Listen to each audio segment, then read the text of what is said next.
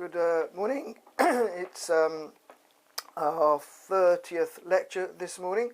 Sometimes most of my lectures are during the evening, but now then I managed to get the strength to do one in the morning. So this is on the topic of Purim, which is coming up in our Jewish calendar next week. So I thought I'll do one on the subject. I haven't finished Truth yet. I'm going to do one more lecture on that later on. This will probably be the last lecture I do till after our Passover, our Pesach. I'll be busy from now and then, up to then. So let's get going. This subject is on Purim. So I'm going to show some interesting connection between Hebrew and English. I've already done a lecture on the connection between Hebrew and English. There are many connections between Hebrew and English, which is quite amazing. So I'm going to give you, first of all, start with the name of the festival, which is Purim, and it's spelled Pei, Vav, Resh, Yud, and the final Mem. And if I work out the placement value of that, now I'm going to work out what you call the there's two placement values in Hebrew, because whenever you get a final letter, you can either take the final letter to be what the normal letter is. This is a mem, this is a final mem. So the normal mem in its order value, this placement value, is 13. But if you stick the final letters at the end of the alphabet, the last letter being a taf, then the first of the final letters is a final chaf, then there's a final mem, then there's a final nun, then there's a final fei, and then there's a final tzadi. And then, since this is the 22nd letter, we stick them at the end. Chaf becomes 23, final mem becomes 24, final nun, that's not a final nun, let's actually do a final nun. That was the normal nun, this is the final nun, this is 25, this is the final pei is 26, and the final sadi is 27. So therefore we get 27 values in total. So I'm going to do this with both ways with the word Purim. And so I'll leave that there for the moment. So the normal placement value, PV, this will be the 17th letter, 6th, 20, 10 and 13. That's what mem will normally be. If I add that together, I'll get 66. If I use the final mem when it comes to the end of the alphabet, it's 24. So I'll get another 11. And that will become 77. And I call that the PV, and I call this the alternative placement value, the APV. And so wherever you see A in my books or when I'm lecturing, it means the alternative value when the final letters are taken as if they're at the end of the alphabet. And that means that there will be two values for the final letters in the placement value. There'll be two values of them in the normal value, because in the normal value, a mem is 40, but as at the end of the alphabet, so if this is 400, this becomes 500, and the final mem becomes 600, 700, 800, 900. And then the same thing with the large value and the normal inner value. They will also take the value for the large value. We will use these placement values to get them. So 23 is 163, so the large value for the final half is 163, whereas a normal half is 11, and 11 is 63, so it's either 63 or 163. And then with the normal inner values, so this would be 500 in the normal value, and 500 equals 116, and that will give you the normal inner value for the final half. So they take two values in all of the four basic systems, excuse me. So we've got these two values here. The word Purim, the story of Purim comes from, the festival of Purim all comes from the story of Esther. If you go into the Bible, the five books of Moses, not the five books of Moses, but the Hebrew Bible is divided into three parts. The first part is called the Torah, the five books of Moses. The middle section is called the prophets, in Hebrew it's called Nevi'im. And the last section is called the writings, called the Ketuvim. And it's in the Ketuvim that we have the book of Esther, we have the book of Ruth, We have the book of Song of Songs, book of Kohelet. You've got the book of Chronicles there. You've got the book of, and the Christian Bible, I think they put the book of Chronicles after the book of Kings, which is in the book of the prophets. You've got the book of Daniel in the writings. And the story of Esther's there, and the story of Esther takes place when the Jewish people were exiled by Nebuchadnezzar after the destruction of the first temple, and Jeremiah the prophet prophesies that they will go to Babylon into exile for 70 years. And towards the end of that 70-year period, there was the king. It was a Persian, because Babylon became conquered and taken over by Persia, and Persia. One of the kings of Persia is called, I think it's called historically it's called Xerxes, but the Megillah Esther, the story of Esther, calls him Ahasuerus or Achashverosh, and so that's where the story goes. You can read about the story. I've got two books on this subject. One is called Purim Secrets, which I'm going to base the first part of this lecture on.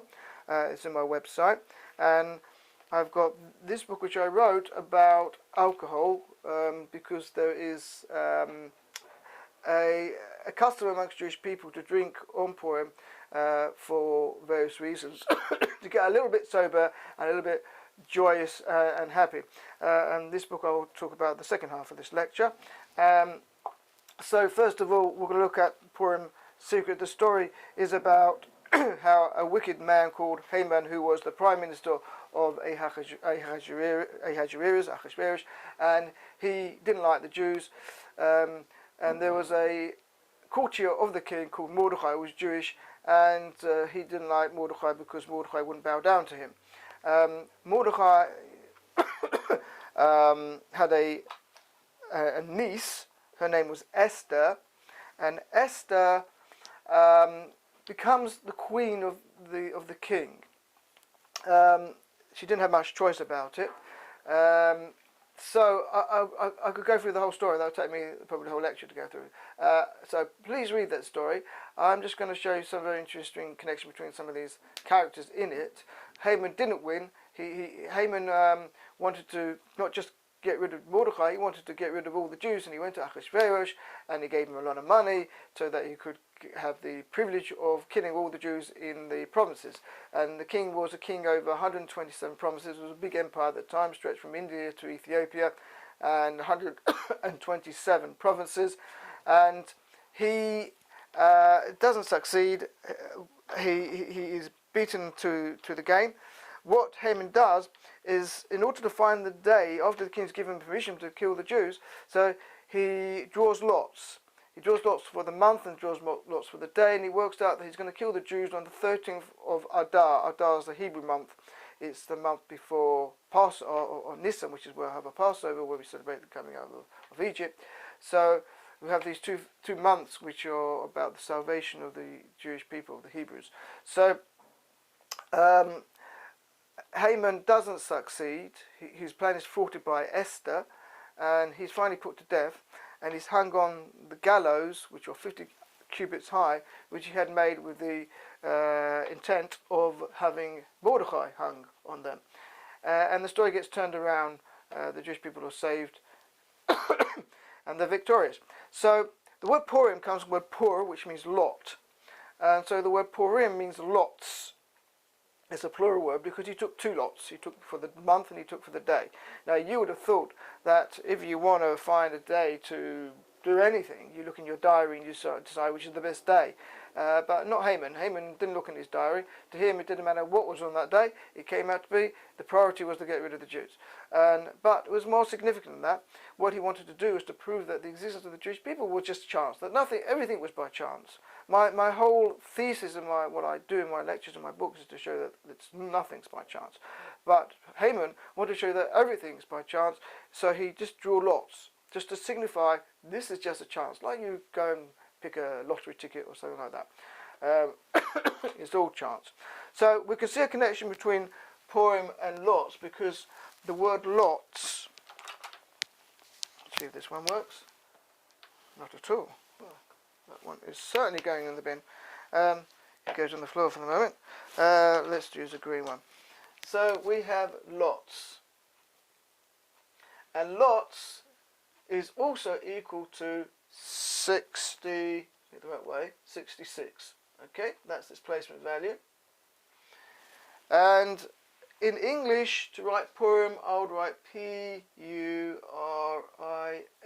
Purim, and that equals 77. So we see that the English translation of Purim is connected with the alternative placement value of Purim in Hebrew, and that Purim in English is equal to, they're the wrong way around. Lots is connected to Purim, the placement value, and Purim in English is connected to the alternative placement value in English. The two characters that are the saviors of the story, the stars of the story, they save the Jewish people, are Esther and Mordechai. Mordechai was a holy man. He was one of the main leaders of that time. So let's see how they are connected. And this is something that I show also in my book Beyond Science, where you've got scientists who are working together on a project, and I can show, well, I show in that book how they are connected to each other through Gematria. And if the systems don't connect them, then you can bet that they will break up, and that is the case in a particular trio that I write about the discovery of basically solid state physics, based on the I've got to go now, the integrated circuit, silicon chip. That was discovered by three people, of which the main person, the professor, broke away from the other two, and I can't find a connection between the two scientists and the teacher, but I can between the two scientists. So you see that breakaway, because there's not really a complete connection there. But Esther and Mordechai are connected very well. Esther has a placement value, 20, 22, 15, and 1 is 58. That's the placement value. And Mordechai, a lot of Jewish people ask me, where do you get the placement value from? This is only the normal value. It's not true, actually. In Kabbalah, you'll see that there are quite a few different systems used in Hebrew. There is the squaring of the placement value. There is the placement value. The placement value is called Mispar Suduri. The normal value is Mispar Rugali. Then you get what you call a complex value, which I haven't yet done in a lecture. And the complex value is where you actually write out the names of the letters. So Aleph is spelled Aleph Lamed Fei, Samech is Samech Men Chaf, and you spell out the letters, the full spelling of the letters, and then you work out the the Gematria from that. And there are other systems. There's the Mispar Katan, which I've used a few times, which is the small value. Small value with this would be 5 and 8, which would be 13. And if I add 1 and 3 to make 4, I'll get the Mispar Katan Hamuchlat, the absolute small value. So 13 would be the small value, and 4 will be the absolute small value. Let's do the same for Mordechai. If I do the same for Mordechai, I will also get 58. So we see that there's intrinsic connection and an affinity between Esther and Mordechai. And they're the stars of the story, and of course star equals 58. I thought I'd add that one just for a pun. So that is connected with Mordechai. Now, the date on which Haman had drawn to kill the Jewish people, and remember, it wasn't that the Jewish people were scattered in other countries. They were all there in that empire. And he sent messengers to all the provinces and all the chief people of those provinces to kill the Jews on the date, and the date was the 30th of Adar. Adar being the 12th month of the year, Nisan being the first month of the year. People think Tishri is the first month of the year, but the Torah tells us that the first month of the year is Nisan, when they came out of Egypt, and then all the festivals of Rosh Hashanah, the New Year, Sukkot, and Yom Kippur, those festivals all occur in the 7th month of the year. So now Adar is the 12th month, and if I write down the phrase the 13th month of the 13th of the 12th month. So the 13th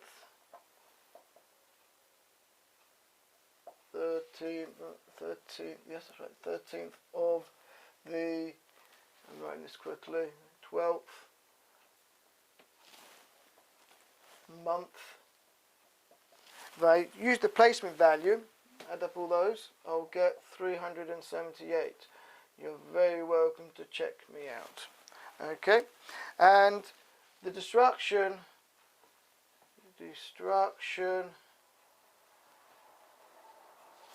of the Jewish people equals 378. So I have to confess, I really don't think Haman knew English. And I don't think he used this as a way of doing lots. But this is the undercurrent science, you could call it, what's going deeply within the structure of events and what's going on. This is what's happening. These were associated. This was the day which came up in his hat when he pulled his month and day out, because that was an appropriate day energetically for that to happen. And that's why we will call it a nace, because it didn't take place. As I explained before, when I've talked about matching up people with their deaths, I've got this leaflet here, which has a number of things in my book, Your Days Are Numbered, where I've got a cricket ball forehead injury kills Indian cricketer Raman Lamba, 538, the 23rd of February 1998, 538. So they correlate the date, the event, what took place, and the date on which it took place. And I've got a number of ones here that, like Michael Jackson dies of propofol intoxication, 448, 25th of June 2009, 448.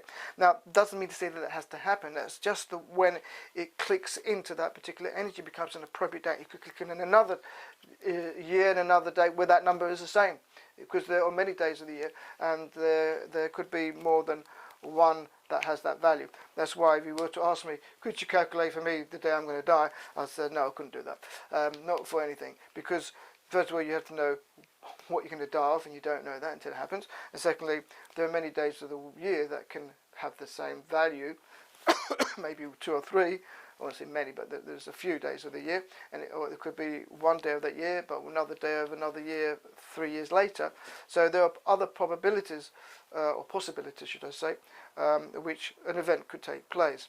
But when it gets to that value, that is a day. I don't know. There is it's not bioenergetics, biorhythms. I looked at biorhythms many years ago, and you've got these 3 cycles, and some points where they cut off. Certainly, where they all 3 cut together, is a difficult day. Can be a difficult day for a person. So there's this energy going on within the person, the rhythm in his life. So that is also something which is similar to this, but I haven't looked into any connection in Gematria terms. So we've connected with 13th of the month, the 12th month, and the destruction of Jewish people. 13, people say, is a unlucky number. Let's show you how unlucky it is. First of all,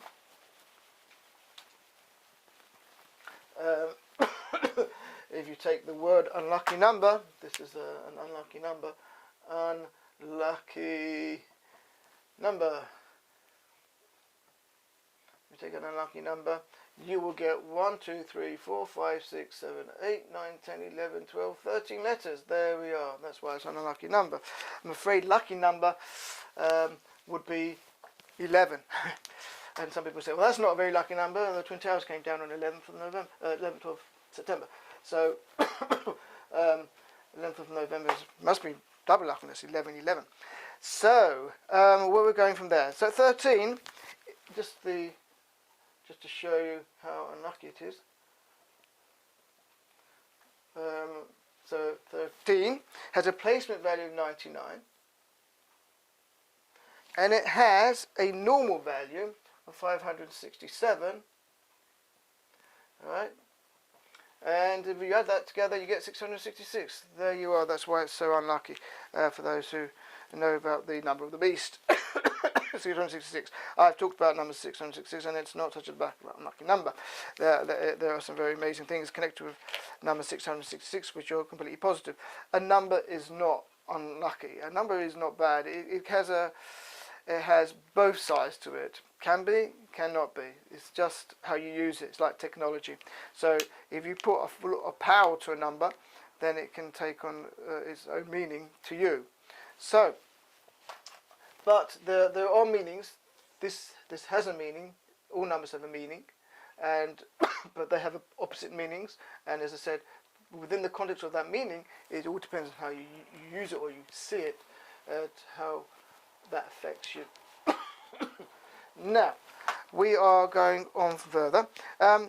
Jews have a sort of a problem with death. They've been persecuted for centuries, and if you have watched any Holocaust programs or whatever, you might have heard the phrase "death to the Jews."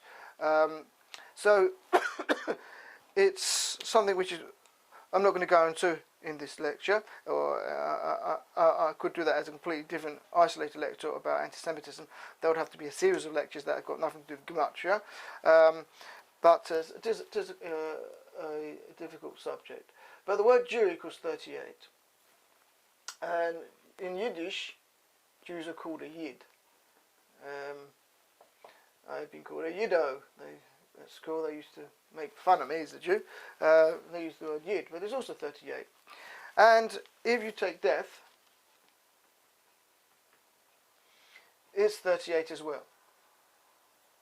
And some people think that Jews have got a lot of money, they're full of, that's not true. And that's 38, connection to gold. I want to give a lecture on the subject of gold, maybe after Passover. A very interesting subject on its own. So there is a propensity towards death within the Jewish people because they have this sort of connection to persecution.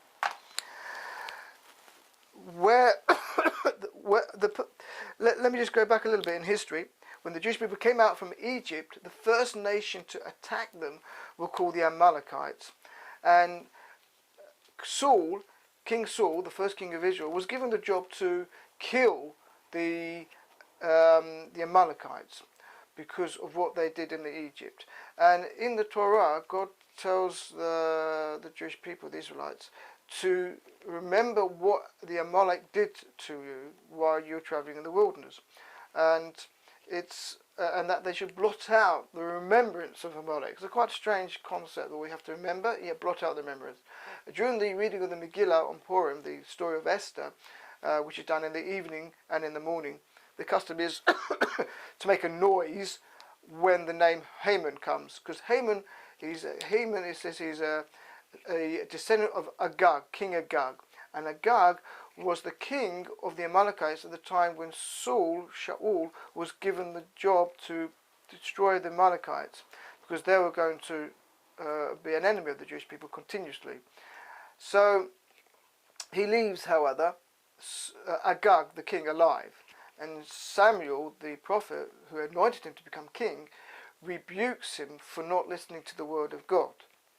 And while Agag was alive, he had relationships with a woman, and from there came the descendants of Agag, and Haman was one of them. So there was this intrinsic hatred of Haman against the Jewish people already there. For some reason, at the very beginning, the Amalek hated the Jews when they came out of Egypt. There are reasons given for that. I won't go into in this lecture. So we've got Amalek. If I take the Amalek, if I take the large value of Amalek, it equals 359. That is the large value. And in Hebrew, the word for Satan is Satan, it's spelled Sin Taf Nun, and that's also 359 in the normal value. So we have this connection between Amalek and Satan. They were being the first nation to attack the Israelites when they came out. They're the ones that cooled Israel down, cooled their enthusiasm down, and led to other nations saying, oh, it's possible to get rid of the Jews. So another connection is that Amalek equals 97, which is its placement value, and serpent, also connected to the Satan, is 97. So that's Amalek, from whom Haman descended. We have right. We'll talk about Haman, an interesting connection with Haman. First of all, Esther calls him Haman the Wicked. He's a Haman HaRasha, Haman the Wicked. The word wicked equals 55, placement value, and Satan in English equals 55. We'll look at now wicked Haman. Now, the story goes that Esther manages to corner Haman. She hears about from her uncle Mordecai that Haman's plot to kill the Jews, and Mordecai wants her to go before the king and stop this terrible destruction. And Esther doesn't want to go because she hasn't been called before the king for 30 days, and if you just go there, you could be put to death. And but nevertheless, she fasts for 3 days, and she goes to see King Ahasuerus, and he puts out his scepter, which means you're okay. Right? If he didn't put out his scepter, then that's it, off of your head. So he puts out his scepter, and Esther walks to him and touches it, and asks, and he asks her, "What is it that you want? Up to half of my kingdom I will give you." And she says, "Well, can I invite you and Haman to a feast this afternoon?" And so they go to have this nice feast, and at that feast, the king asks her again, "What is it that you want?" Because he obviously knows that she's troubled by something. And up to the half of my kingdom, I'll give it to you. And Esther says, "Can you and Haman come tomorrow, which for another feast?" So they both go again, but between that time and the second feast, Haman goes home very upset because he's walking out from the palace, having been invited to the second feast, only to see Mordecai at the gate of the palace, and he's refusing to bow down to him. So he goes home very upset, and he tells his wife and his wise men and his children, "They said, I've got lots of children, and I've been invited to another feast by Queen Esther, and yet Mordecai is at this refuses to bow down to me, and while he's alive, I feel really bad." So his wife says, "Well, build him a gallows and go to the king tomorrow morning and get permission to kill him." So he builds his gallows 50 cubits high, goes off to the king, and the king couldn't sleep that night. He wakes up in the middle of the night. He asks his courtier to read him from his diary, and he reads about Mordecai having saved the king not so long ago from two guys who wanted to assassinate him, called Bigtan and Teresh, and the king says, "Well, what did Mordecai get rewarded for that? Did he get any rewards?" And he says, "No, nothing was given to him." So, and then in the morning comes Haman to get permission to kill Mordecai, and instead of opening his mouth to get permission, the king says to him, "What shall be done to the man whom the king desires to honour?" And Haman thinks, "Oh, that must be me," and he tells to ride him on the king's horse with the king's garments and the king's crown on his head. And the king says, "Go and do that to Mordecai, the Jew," and without the crown, he leaves out the crown. But so he goes off and does that, and when he gets home again, he's rushed off to the next feast. So he's led Mordecai through the streets of Shushan, the capital, and he gets home after that feeling very miserable, and the courtiers come to bring him to the second feast, and he goes to the second feast, and it's there that Queen Esther reveals who is the one who's going to kill the Jews. And when she does so, she says that somebody has plotted to kill the Jewish people, and what can I do? My life is in danger. And the king says, "Who is this? Right? Mihuzev Ezahu. Who is this person? Which is it? Who is he?" So, and she says, "It's Haman HaRasha, the wicked Haman." So, wicked Haman in English has a placement value of 92 and it has a normal value of 641. That's the normal value. And if I add that together, I get 733, and that I call the total value. Now, if I work out the phrase mihu zev ezehu in Hebrew, if I write that down, I'll have to rub this off. Right, so wicked Haman is gone. We've blotted him out. Mihu zeh, I'm going to write this in script because it's just a little bit quicker to write. Mihu zeh the ezehu. Right, I've written that in script. I haven't usually used script when I've done lectures. They have slightly different life. This is the way they write in Israel. And if I find the large value for that, where do I put it? Put it over here. The large value of that is 733. So, who is this? Which is it? Which person is it? It is the wicked Haman. So, we see a connection between that phrase and wicked Haman. So, okay, I'm going to cut a few things out of this because it's going to get quite long. I'm going to go into the other book. There's lots from this which are in my book on Purim. So you're welcome. Now, if you want both of these books, I'm doing them as a deal, but you have to. I haven't arranged it on the website. If you email me, I will send you the price for both at added discount. You only have to pay one postage, and I'll take a bit off as well. So do go on my website, wilddiscovers.com, and you'll see what the books are and a bit more blurb about them. And then if you want both of them, then you can, rather than buy them on the website, then you can email me and I'll really back the price.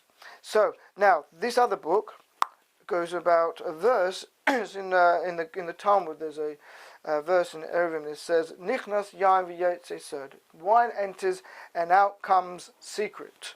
Sod is singular, so they often say secrets. But in the way that it's written, it comes out, goes out, secret, a secret, right? So, what is the power of wine? We see that there is a connection between wine and sod. Sod is secret in Hebrew,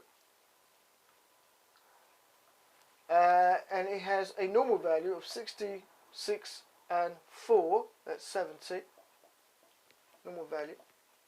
The word secret in English has a placement value of 70. Now, what has to enter is yain, is wine. This is known to many Jewish people, this particular Gematria. Yain is 10 plus 10 plus 15, the normal value is 70. So we have this direct connection in Hebrew between sod and yain. Enters wine, out comes the sod as a secret. So we see a connection there. So wine enters. Now the phrase is in the Talmud, Nichnas yain yetze sod. So I will write that down in Hebrew, and we'll see another interesting Gematria, which you can't see unless you know English.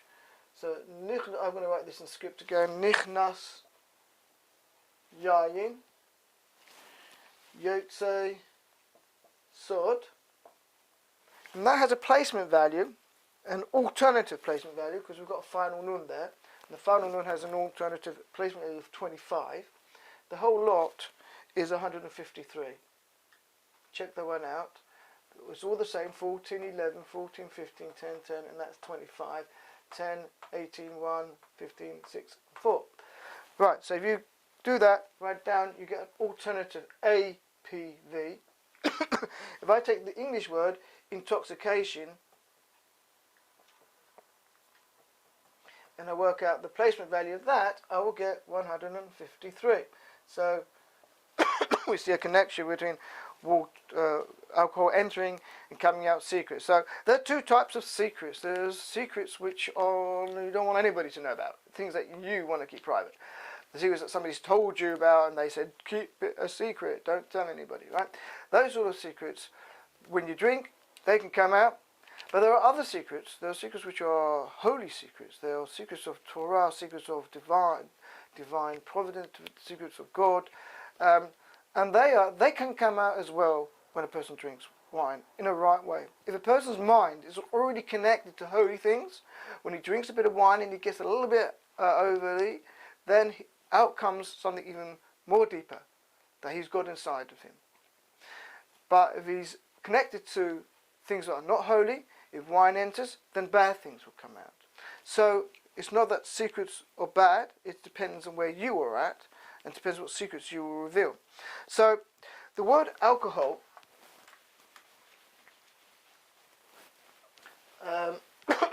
alcohol, I always get this word wrong when I come to spell it, alcohol, is 66. Alcohol is 66, and if we take the word 66, we will get 149 as its placement value. Then we can take sod in Hebrew, and that has a placement value of 25. And if we write out 25, we will get 149.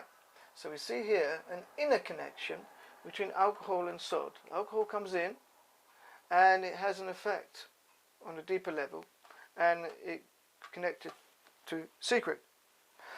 Now, there is in Tehillim, in Psalms, Psalm 25, there is a verse. It says the secret of God is for those who fear Him. And the Hebrew for secret of God is Sod Hashem. So the word Sod Hashem is using the Tetragrammaton, so I'm not going to write that on the board because I won't be able to rub it off. So I'm going to write Sod, it's a summer, Sod, try again, Sod Hashem. I'm just going to use the letter Hey, Hashem, for the name.